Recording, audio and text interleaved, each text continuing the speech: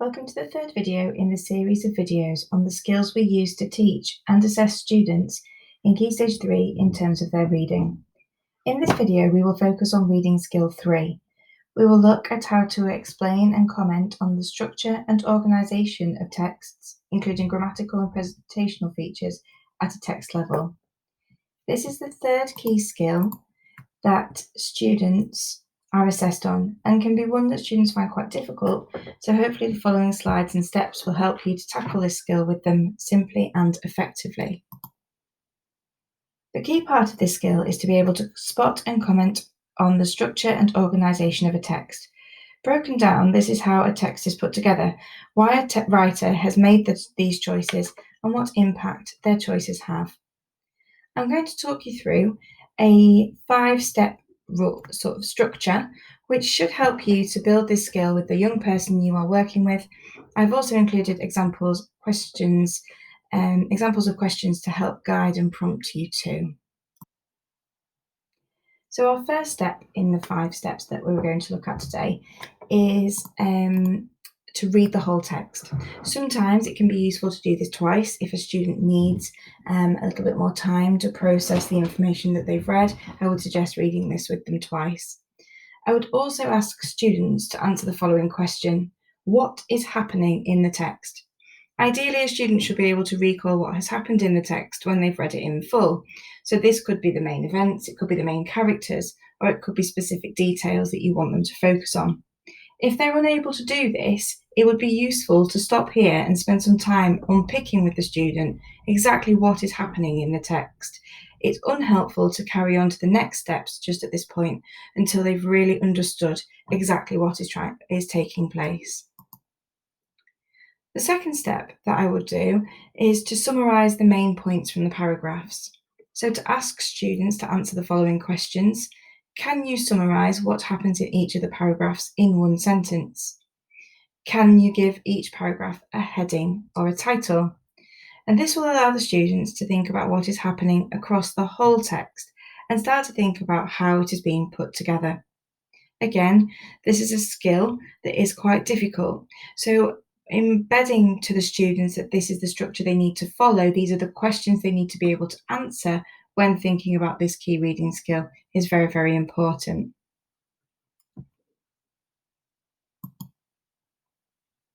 Thirdly, you're going to be thinking about showing awareness here of how the text is being put together. So the questions I've put together for you to ask the students that you're working with is: what happens at the beginning, middle, and end of the extract? Why do you think that this writer chose to put the things in this order? What effect does this have on you as a reader? These will prompt students to think about how and why a text has been put together like it has, and what impact this has on a reader. Students regularly fall into the trap of saying that that's just how it's been structured, that's just happened.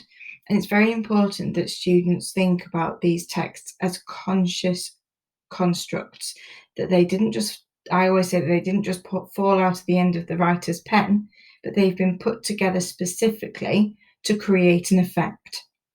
So allowing them to answer these questions about what is happening through the text at the beginning, at the middle, at the end. Why do they think that the writer's chosen to put these things in the order? And then thinking about what effect it has on them will allow them to start unpicking this and showing awareness and being able to comment. So not just to identify here, but to actually start to be able to comment on what they can see. The fourth step then is really starting to think about the structure.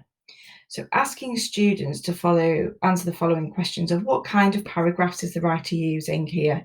So is there, for example, could be a one-word or a one-sentence paragraph, or there could be very long, detailed descriptions, very long, detailed paragraphs that are full of description. How does the writer use speech, and how does that impact on the structure of the story? And these are good starting points when thinking about devices used when structuring a text. I think you can look for too many things with structure and organisation, and these two, about the use of paragraphs and the use of speech, are quite helpful. when thinking about commenting more widely on those structural and organisational features of a text. The fifth step then would be to comment on more complex structural features. And the sorts of things that you might ask students to answer would be, what kind of narrative structure is the writer using? Can you see any examples of flashbacks or a change in time? What kind of narrative voice are they using? As students become more confident with this skill, they may be able to make more meaningful comments about structural devices that the writer is using. And this is what we want to try and build our students up to being able to do. The main thing with these 5 steps is that we shouldn't be expecting all students to be able to do this all in one go. That this won't be, not necessarily be a linear progression through those steps, but that you should try to support the students to be able to work through those steps, to be able to ultimately to make very meaningful comments about the structure and organisation of texts, not just simply how is it being put together, but there's why they've been put together and the effect that those are having. So what I wanted to do, just to sort of summarise these for you, is to put this into practice with a text. So I'm using the same text that the other videos have used as well, so it should be a text that you're familiar with. And what I've done is I've started to apply where I might ask those questions, what I might start to identify and point out. So some example questions that I would be asking for this text specifically. So why does the writer start and end with the mention of Ryan? Why is he important at the beginning and the end of the text? What does that suggest about the character? Why has that been structured in that way to show you that about the character?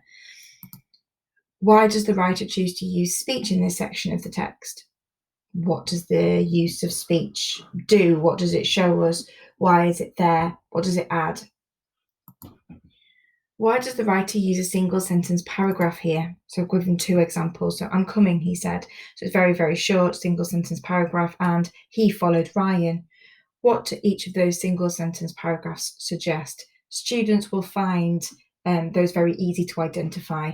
Can you find me a single sentence paragraph or a single word paragraph, for example? They will find those very easy to identify for you, and therefore you may be able to start to develop some meaningful conversation around those points.